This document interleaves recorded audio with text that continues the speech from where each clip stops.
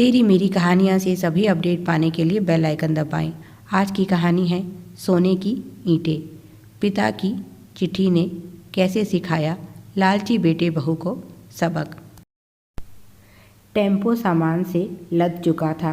एक आखिरी बार सूरज ने अपने घर को देखा और गहरी सांस छोड़ते हुए बोला, माँ पिताजी, हो सके तो मुझे माफ़ कर देना।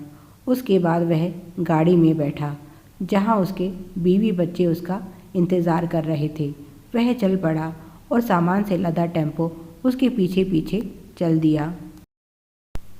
सूरज धीमी गति से गाड़ी चला रहा था और उसका मन अतीत में दौड़ रहा था।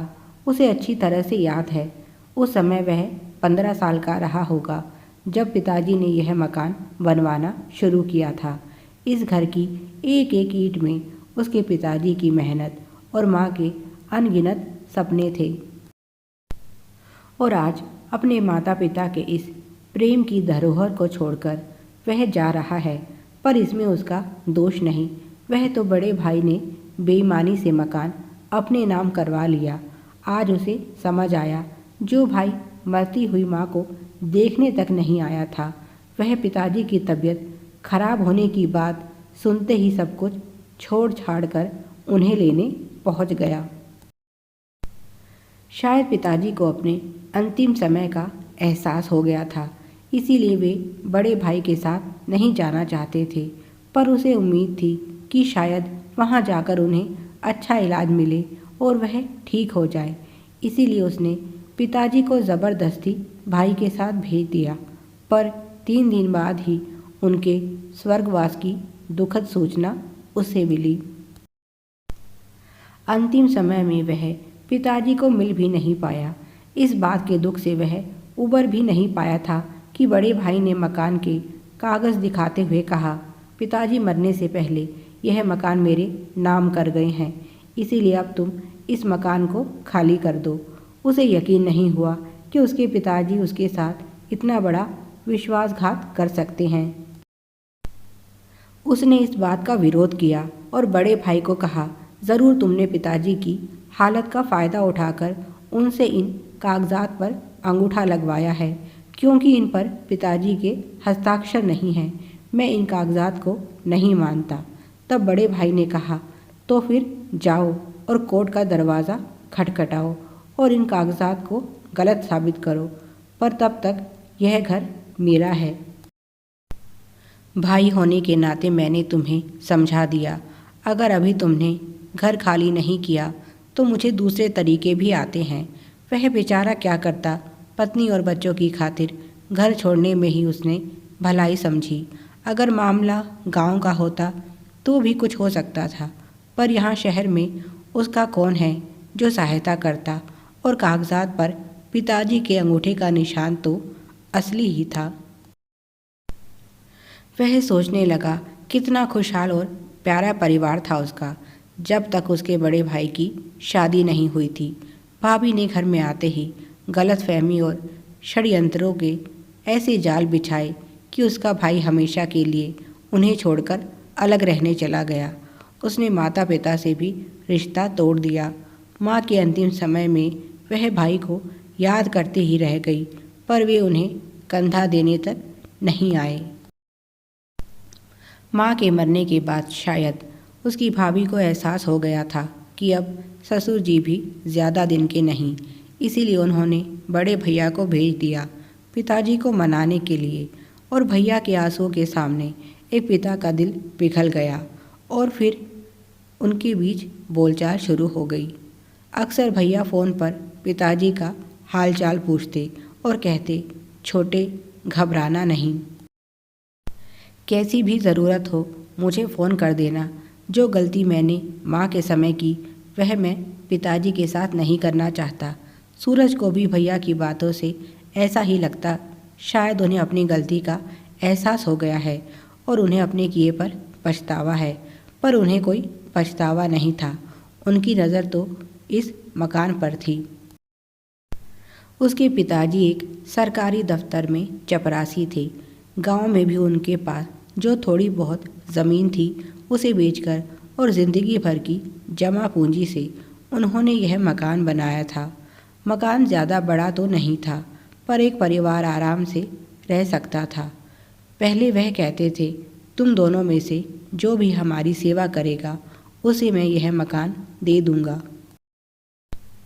पर इसका मतलब यह नहीं कि दूसरे बेटे को मैं कुछ नहीं दूंगा। उसे इस मकान की छत मिलेगी जिस पर वह अपना घर खुद बनाएगा। पर यहाँ तो बड़े भाई ने बेईमानी से पूरा मकान हड़प लिया। पर कुछ ही दिनों बाद बड़े भैया और भाभी रोते हुए सूरज के घर पहुँचे और बोले, हमें माफ़ कर दो, हमने तुम्हारे साथ बहुत गलत किया।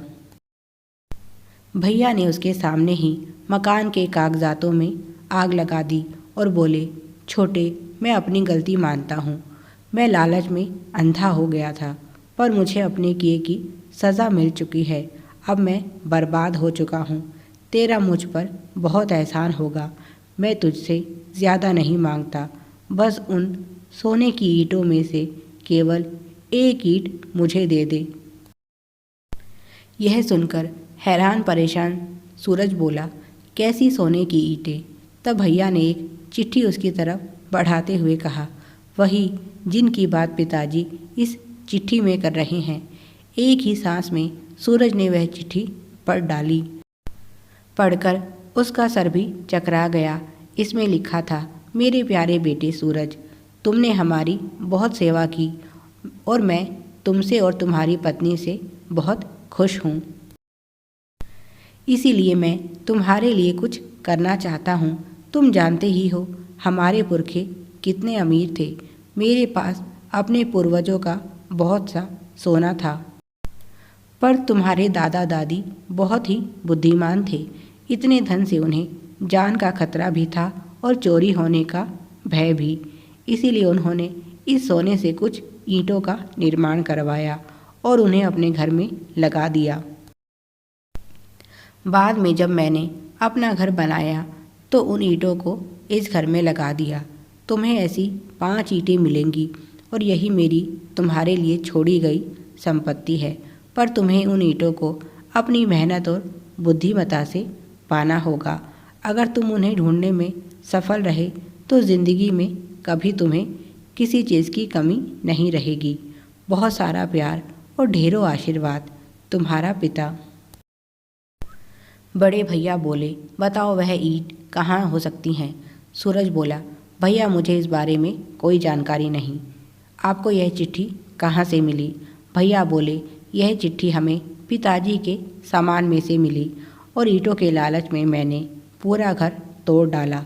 फर्श की जगह बड़े बड़े गड्ढे हो गए हैं, पर कहीं कुछ नहीं मिला। कहीं ऐसा तो नहीं तुमने पहले ही उन्हें निकाल लिया हो? सूरज बोला, भैया आपको इतना सब करने से पहले एक बार मुझसे पूछना तो चाहिए था। यह सही है कि यह चिट्ठी पिताजी ने लिखी है? इसमें जो बात लिखी है वह भी 16 आने सच है और यह चिट्ठी बहुत पुरानी है। पर अब हमारे पास कोई ईंट नहीं है। उन ईंटों का इस्तेमाल हमारी पढ़ाई लिखाई और शादियों में हो चुका है। उन्हीं ईंटों से माँ पिताजी का इलाज संभव हो पाया। उन्हीं की वजह से आज मेरे सर पर छत है। पिताजी आपके और भाभी के लालची व्यवहार से अच्छी तरह से परिचित थे। उन्हें पता था कि आप हमें उस घर में सुख शांति से नहीं रहने देंगे। इसीलिए उन्होंने यह दूसरा मकान बनवाया जो मेरे नाम है। पर अगर बेईमानी नहीं करते तो यकीन मानिए मैं यह घर आपको दे देता और घर में रहना ज़्यादा पसंद करता, क्योंकि वहाँ मेरे माँ बाबूजी की यादें हैं। पर आपने तो लालच में आकर उस घर को तोड़ दिया। अब आपके पास सिवाय पछताने के कुछ नहीं है। मैंने तो बहुत पहले ही पिताजी से इस चिट्ठी को फाड़ने के लिए कहा था, पर लगता है उन्होंने यह चिट्ठी आपके लिए ही संभाल कर रखी थी। आपने उन्हें जो दुख दिए उनका हिसाब इस चिट्ठी ने कर दिया। और हाँ, क्योंकि अब आप इन झूठे कागजातों को जला चुके हैं, इसीलिए अब उस घर पर हम दोनों भाइयों का बराबर अधिकार है। जब भी आप उस घर को दोबारा बना ले मुझे सूचित कीजिएगा। मुझे भी उस घर पर अपना घर बनाना है। इतना कहकर सूरज ने भैया भाभी के मुंह पर दरवाज़ा बंद कर दिया। Please like, share and subscribe. Thanks for watching.